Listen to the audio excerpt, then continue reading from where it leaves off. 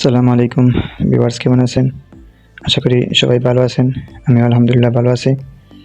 তো ভালো থাকারই কথা, কারণ আজকে আমরা আমাদের খামারের সবথেকে বড় যে ইনকিউবেটরটি আছে ওইটা কালেক্ট করার জন্য জগন্নাথপুরের দিকে যাচ্ছিলাম।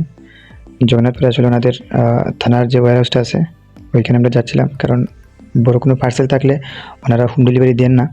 সবাইকেই মেসেজ দিয়ে অথবা কলের মাধ্যমে বলেন যে ওয়্যারহাউস থেকে কালেক্ট করার জন্য, কারণ ওইটা অনেক রিস্কি থাকে। তো যেহেতু শুক্রবার ছিল আর ওই দিন আমাদের এখানে হাট থাকে, হাট থাকার কারণে আমাদের অনেক কাজকামও থাকে। তো আমাদের সব কাজকাম শেষ করে বিকালের দিকে আমরা ভাবলাম যে আমাদের ইনকিউবেটরটি এখন কালেক্ট করতে হবে।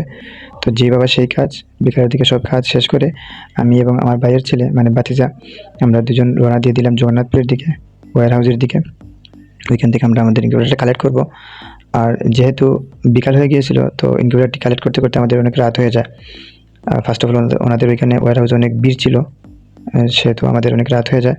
তারপর আমরা একটা ভ্যান ভাড়া করে ইনকিউবেটরটি কালেক্ট করি।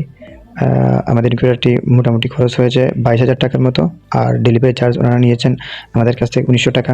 তো সব মিলিয়ে মোটামুটি 24,000 টাকার মতো আমাদের খরচ হয়েছে ইনকিউবেটরটিতে।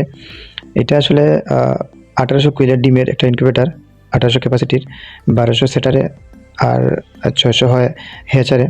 আর এখানে আপনারা মনে করেন যে 600-র মতো মুরগির ডিম দিতে পারবেন অথবা হাঁসের ডিম দিতে পারবেন, 400 সেটারে আর 200 হ্যাচারে। তো ইনকিউবেটরটি কালেক্ট করার পর আমরা ধীরে ধীরে চলে আসছিলাম বাড়ির দিকে। ইনশাআল্লাহ আমরা ইনকিউবেটরটা কীভাবে সেট আপ করি ওইটা একটা ভিডিওর মাধ্যমে আপনাদের সাথে শেয়ার করার চেষ্টা করব, যদি পারা যায়। যেহেতু আমরা প্রথমবারের মতো ফুল অটোমেটিক এটা ইনকিউবেটর নিচ্ছি, ওইটার আসলে সব কাজ আমরা নিজেই জানি না। তো যদি পারা যায় ইনশাআল্লাহ আপনাদের সাথে শেয়ার করব। আজকের জন্য পর্যন্তই। ধন্যবাদ সবাইকে। আসসালামু আলাইকুম।